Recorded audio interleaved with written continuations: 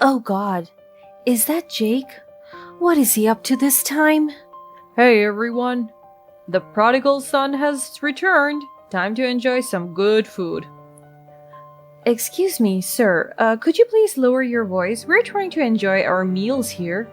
Oh, sweetheart, don't worry about it. I can do whatever I want in this place. My brother owns it. That doesn't give you the right to disturb others. I'm sorry, he's my brother in law. Let me talk to him. Thank you, Kim. I understand it's not your fault. Your grandfather's legacy deserves better. Jake, you know the rules. You can't just barge in here, create a mess, and harass our customers. Oh, look who finally decided to speak up. Miss Perfect Kim. Always follows the rules. Well, guess what? You're my sister in law, so you gotta be on my side. Mark and I built this business together, and it's not about taking sides. It's about respecting our customers and upholding the standards set by my grandfather. You can try all you want, Kim, but you can't get rid of me. My brother will always protect me. We'll see about that, Jake. The diner's success isn't built on entitlement. Oh, come on. Don't be so stiff. I was just joking around. Get me a nice bowl of noodles, huh? My name is Kim, and I was a 40-year-old woman living in a small town with my husband, Mark. We had been running a beloved diner called Sunflower, which had been in my family for generations. The diner held a special place in the hearts of the locals, all thanks to my late grandfather's unwavering dedication and impressive talents. My grandfather was truly a remarkable man. Despite battling cancer, he remained resilient and never complained about his declining health. He continued to serve his loyal customers until his last breath, pouring his heart and soul into every dish. It was his commitment that made Sunflower the cherished diner it is today. Before his passing, my grandfather had anticipated the challenges that would lay ahead of us. He knew that the responsibility of running Sunflower should be carried forward, and he entrusted me with this task. Of course, it was a big responsibility, but I was proud and ready to inherit this precious place. However, after my grandfather's demise, I noticed a change in Mark's attitude towards the diner. He started expressing dissatisfaction and saying things to imply that it should be his duty to take over as the owner. Mark argued that he was a better manager, ignoring the fact that I had better cooking skills. The sudden shift in his attitude shocked me. We had always worked as a team, complementing each other's strengths, and I had never seen him express such entitlement and selfishness before. Sure, we had arguments from time to time, but I would have never seen that coming. It was disheartening to witness his growing discontent and his attempt to undermine my role in running a business that my own grandfather had left me. I was growing more and more impatient with such nonsense. I didn't start any heated argument with him though. After all, it was my husband and I cared about him. Tried to reason with Mark, explaining that my grandfather's decision was well thought out and based on his deep understanding of our roles in the diner. I reminded him of the love and trust my grandfather had placed in me, hoping that he would understand the significance of honoring his wishes. Plus, I was the one who understood all the recipes and maintained connection with frequent customers.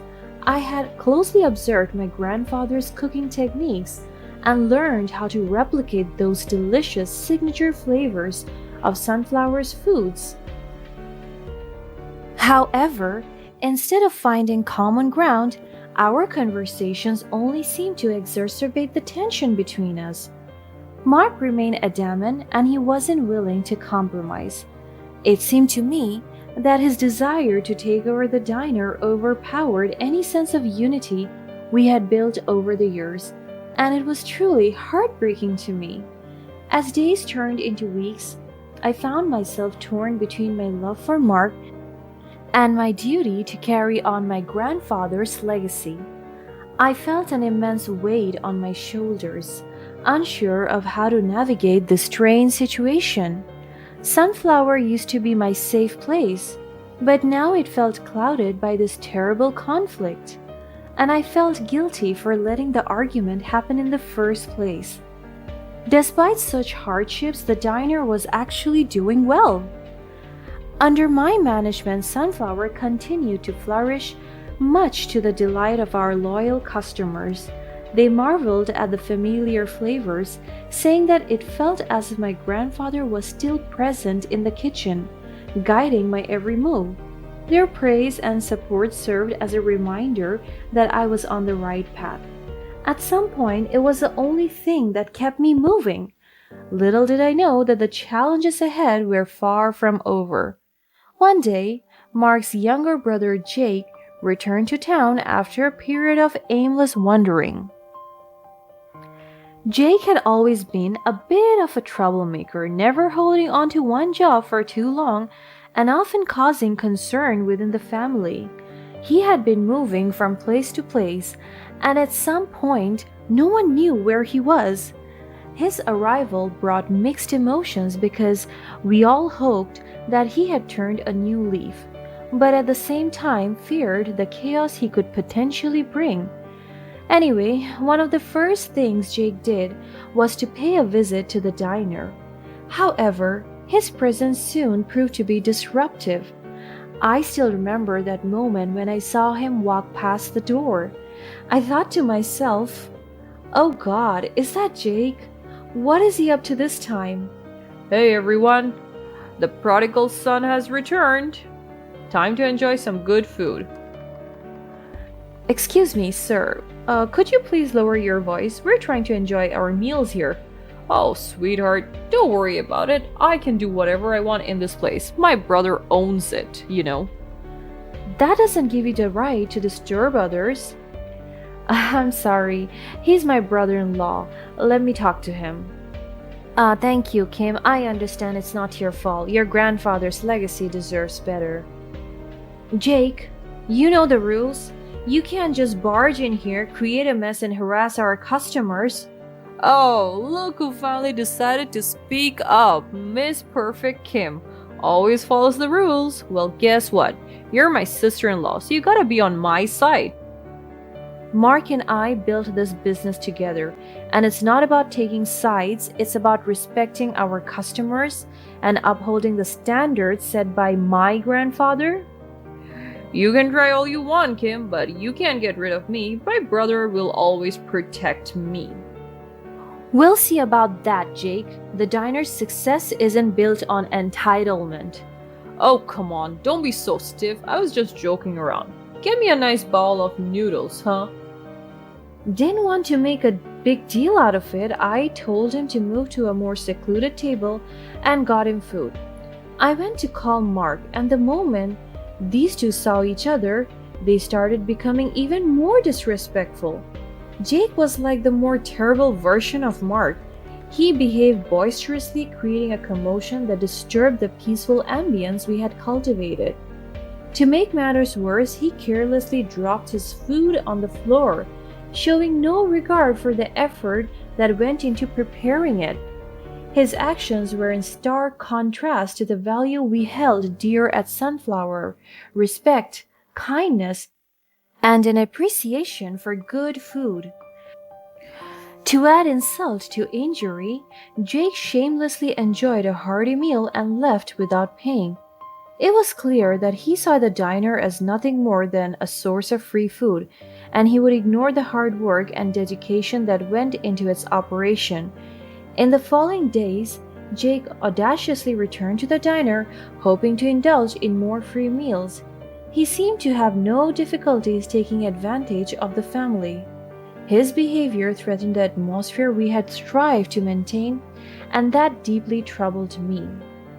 Frustrated by Jake's presence and his attempts to exploit the diner, I decided to confront Mark and his brother's actions. I urged him to address the situation and put an end to Jake's disrespectful behavior. However, to my surprise, Mark refused to do anything about it. He chose to turn a blind eye to his brother's terrible behaviors. It seemed that Mark's loyalty to his sibling outweighed his responsibility as my husband and business partner, and that saddened me greatly. I was only growing more and more distant from Mark. As if everything wasn't bad enough, Jake was extremely calculated. Sensing the conflict in our marriage, Jake seemed to see an opportunity to manipulate the situation to his advantage.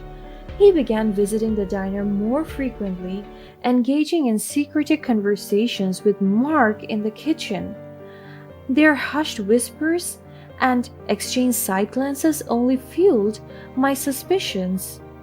Jake's visit to the diner also became increasingly annoying. It was as if he took pleasure in testing the boundaries, pushing against the values that Sunflower stood for.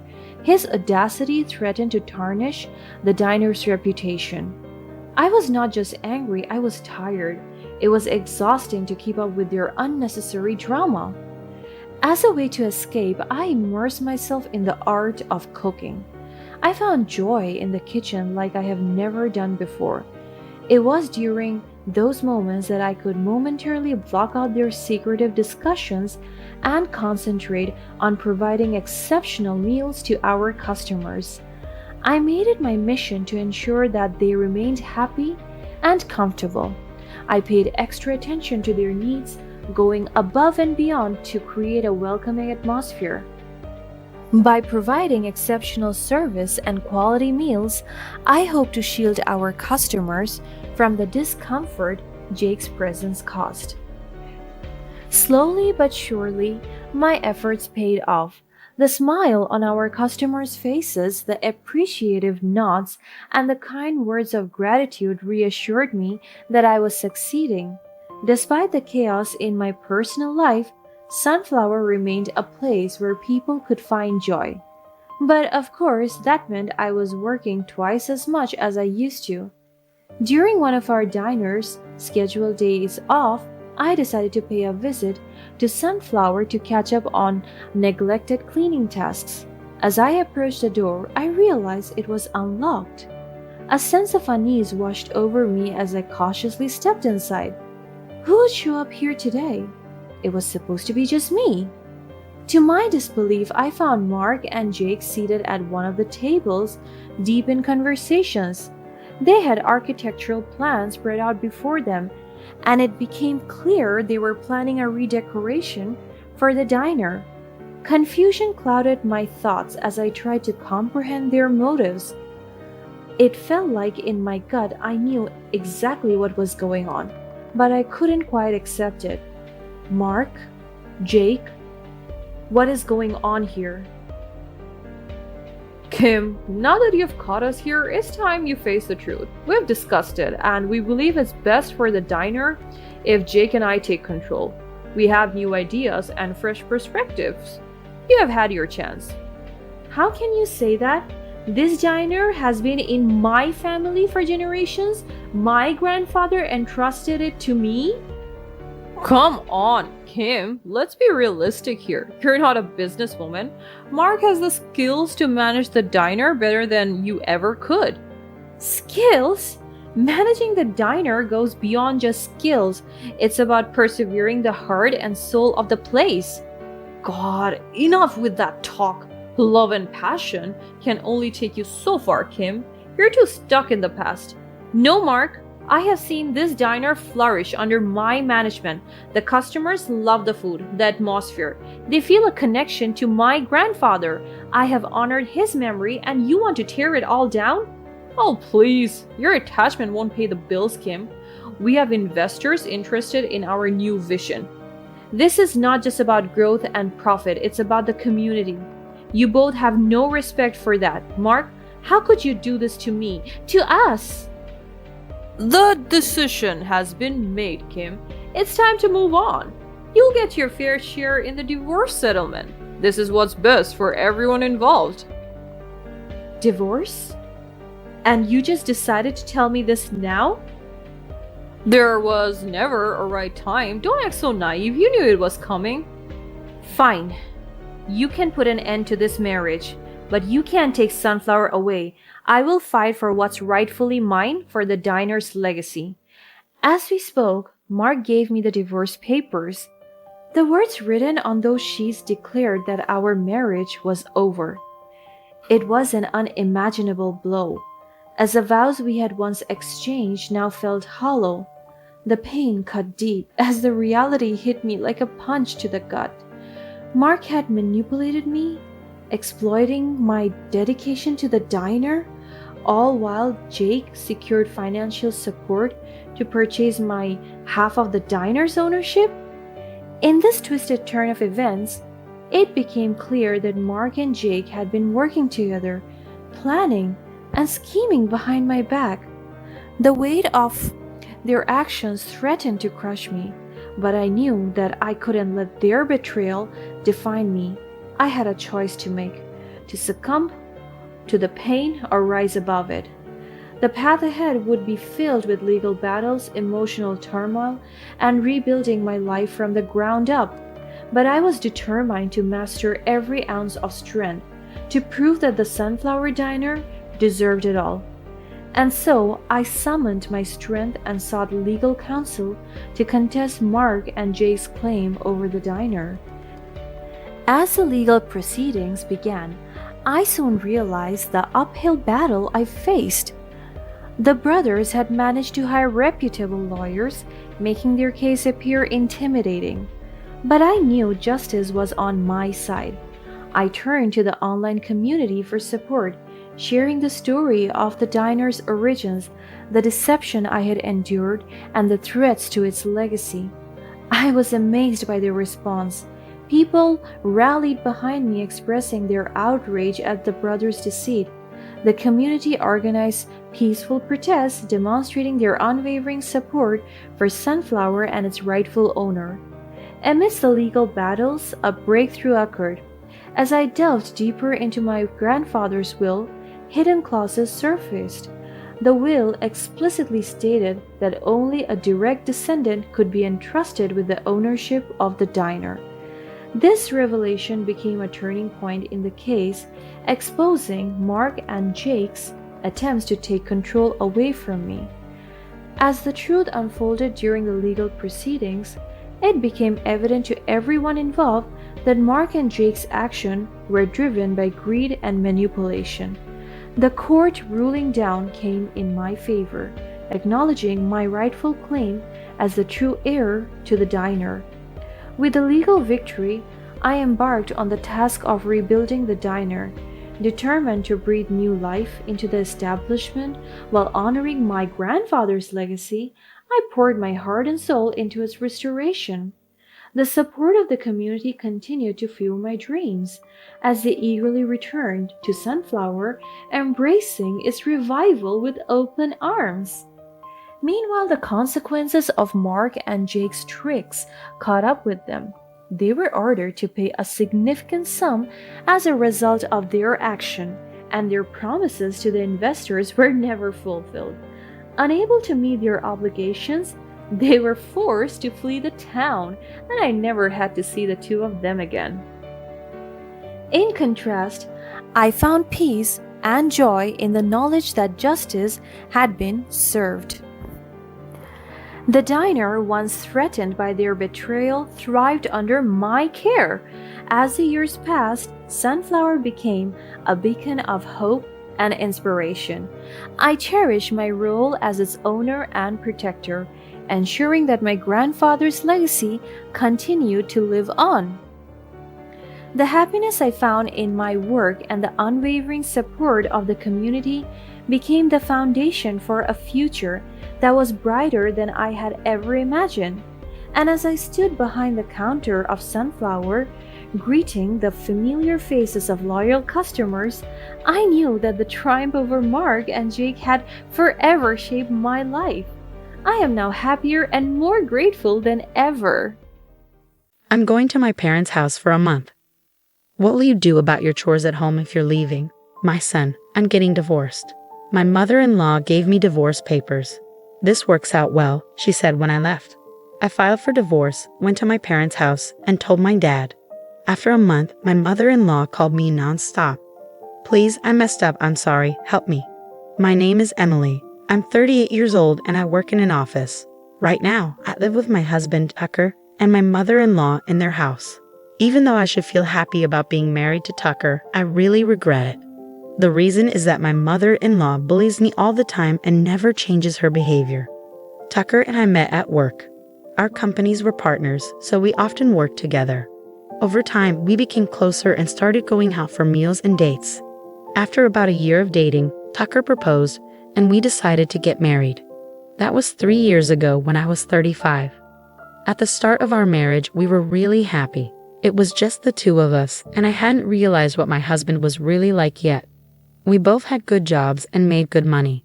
On weekends, we treated ourselves to nice trips and delicious meals at fancy restaurants. I thought we'd keep making great memories together. But things changed 2 years into our marriage. It all started when my husband's dad got sick suddenly and passed away. My mom is really sad about losing Dad, my husband said, turning to me for advice. Do you think we should move in with her? Huh. I was a bit confused. Sure, I cared about my mother-in-law, but we had only been married for 2 years. I wanted to live as a couple a bit longer, at least, but it seemed like my husband didn't want to leave his mom alone. I'm her only son, so I feel like I need to take care of her as much as I can, you know? Truth is, I hadn't been very attentive to my own dad before he passed away. Tucker, seeing my husband so sad, I felt the urge to help and support him. But I still regret the decision we made back then. If only I had realized what my husband was really like sooner, maybe things wouldn't have been so tough. Shortly after, my husband and I moved into my in-laws' house. Tucker, it's good of you to be here, my mother-in-law said. Mom, you don't have to worry anymore now that we're here, Tucker replied. Thank you, dear. I'll take care of you both from now on, she said. Of course, we appreciate it, Tucker responded. I couldn't shake the feeling that my mother-in-law's response to me was a bit distant. Feeling uneasy, I walked into the in-laws' house. After quickly putting away our things, my husband and I headed to the living room. I got some treats today since you were coming, my mother-in-law said.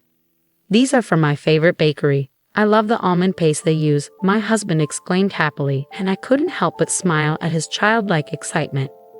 But then my mother-in-law gave me a cold look and said, Emily, are you all right? Why do you look so lost? Huh?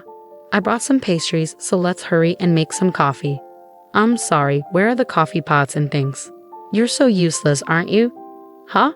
Oh, here they are. The shelf for the wife's stuff is here, she said, placing things in a messy way as she spoke. This happened because you never helped out before. Even though my mother-in-law said that, I couldn't agree. Even before, my husband and I often visited her house. But whenever I offered to help, she'd say, no need, just sit down, and wouldn't let me into the kitchen.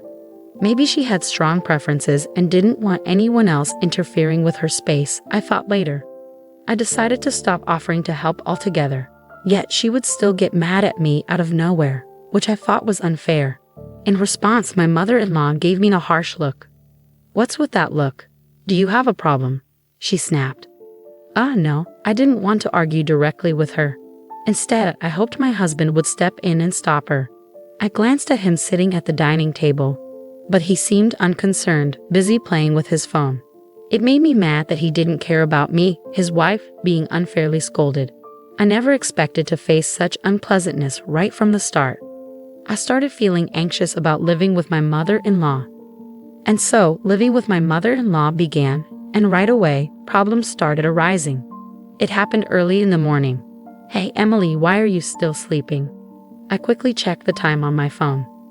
Well, it's only 5 in the morning, Mother. So what? You should be up making breakfast and Tucker's lunch, and don't forget you're supposed to clean the bathroom every day. My mother-in-law's words shocked me. Firstly, I didn't usually make lunch for my husband, and we often skipped breakfast because we weren't hungry. Plus, I never cleaned the bathroom before going to work because it was tiring. Sure, doing all those things required waking up early, but were they really necessary? As I hesitated, my mother-in-law got mad at me for not moving. Why are you just standing there?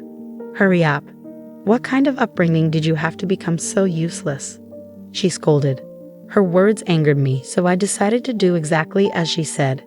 Every day, I woke up at 5 a.m. and cooked lunch and breakfast for my husband and me. It wasn't just simple meals.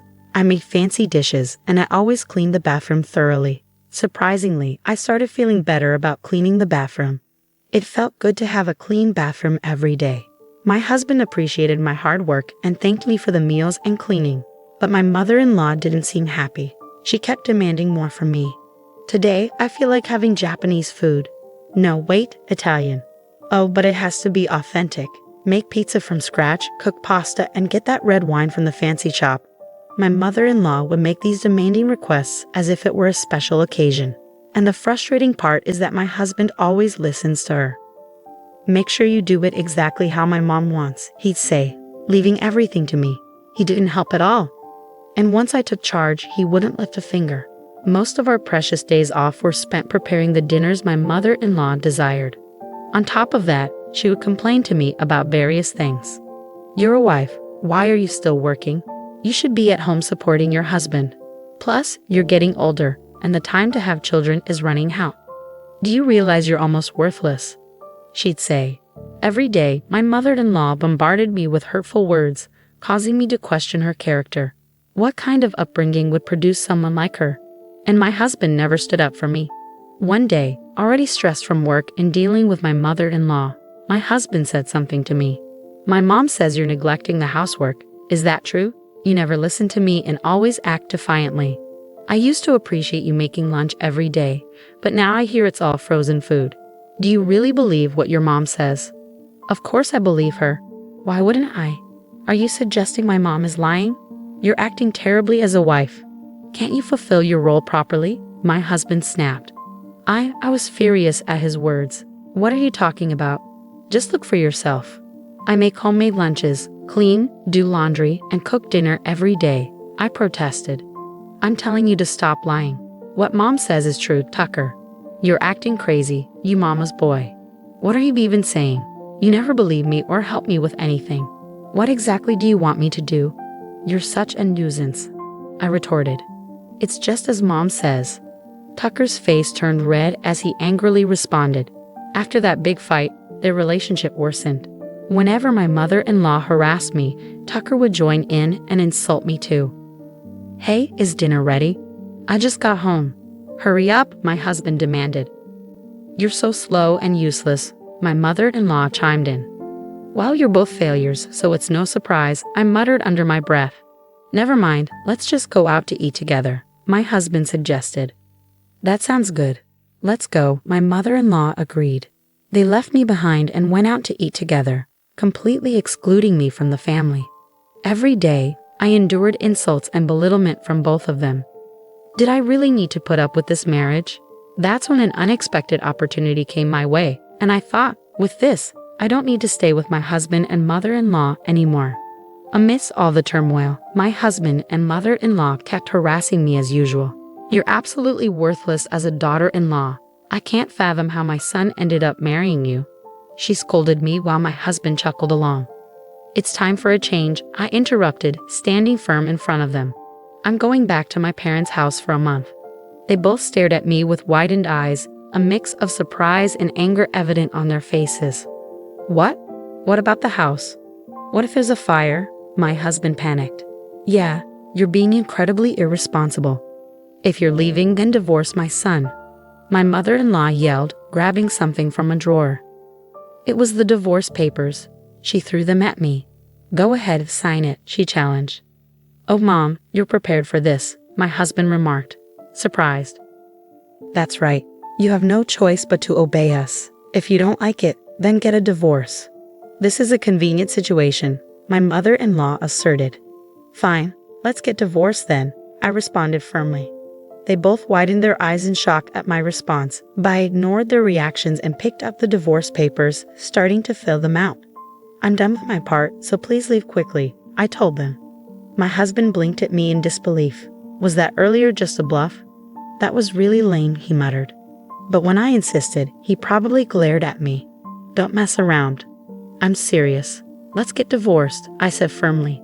Tucker forcefully snatched the divorce papers from me and filled in his own section. "Is this good enough?" he asked, slamming the divorce papers on the table. "Even if you want to take it back, it's too late." "Oh well, this means it's over for you two in my heart," she laughed loudly. "I thought it's over for you guys." As soon as I left my in-laws' house, I promptly submitted the divorce papers. I returned to my parents' house and told my father about everything. He was shocked and promised to take necessary actions to address the situation. Then, 1 month later, my mother-in-law bombarded me with phone calls. "Hello? Hello?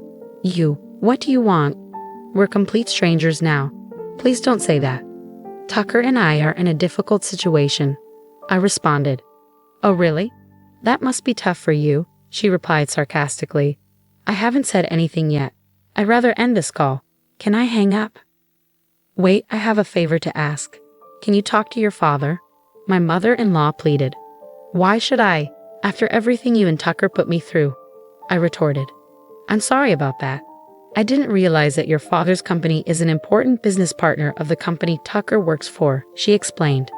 "Actually, my father runs his own company and it's quite successful. He used to have business dealings with Tucker's company too. We probably discussed this before we got married. But at that time, my father-in-law was still alive, and maybe my mother-in-law didn't think she needed to be involved in the conversation. As for Tucker, it's strange that he doesn't remember. But maybe he forgot while siding with my mother-in-law and criticizing me. When my father decided to end the business dealings, Tucker's company offered to continue the contract by letting go of Tucker instead. So Tucker lost his job. And it turns out that Tucker had suggested remodeling our family home when we were planning to live together, and he took out a loan for it. Now that he's unemployed, it's almost impossible to manage loan payments while trying to make a living. Until now, we've been able to manage because I've been contributing my fair share of living expenses as a company employee. But now that I'm divorced, Tucker and my mother-in-law must be in a tough situation. "Why did you feel the need to show off by remodeling the house, Tucker? You're so proud, just like your mother." "Please help me," my mother-in-law pleaded. "I apologize for my mistakes," she continued weakly, lacking the strength to respond to my provocation. "I'm sorry, but I can't forgive you for what you've done. If you're expecting me to help you, it's pointless. Instead, focus on finding a job, even if it's temporary. As for me, this conversation is a waste of time, so I'm ending it now." After ending the call and blocking their numbers, I heard that my ex-husband and mother-in-law couldn't keep up with the mortgage payments, so they had to sell the house. It wasn't even that old, and my mother-in-law could have lived there during her retirement. It's a shame they wasted money and let it go. Currently, they're living in an apartment on an island somewhere. My ex-husband works part-time while they rely on my mother-in-law's pension to get by. Meanwhile, I was getting ready to move overseas. Instead of renting a new place, I decided to stay with my parents until I leave. I'll cherish the time with them until then. I'm excited and hopeful about life and work in the new country. Despite the difficulties with my ex-husband and mother-in-law, I'm optimistic about the future. I wonder why they treated me so poorly, but I'm glad to have cut ties with them. Maybe I'll find a wonderful partner overseas and have an international marriage. I genuinely wish them happiness in their future. Thanks for following my story, and if you enjoyed it, please subscribe to the channel. I look forward to sharing more with you in the future.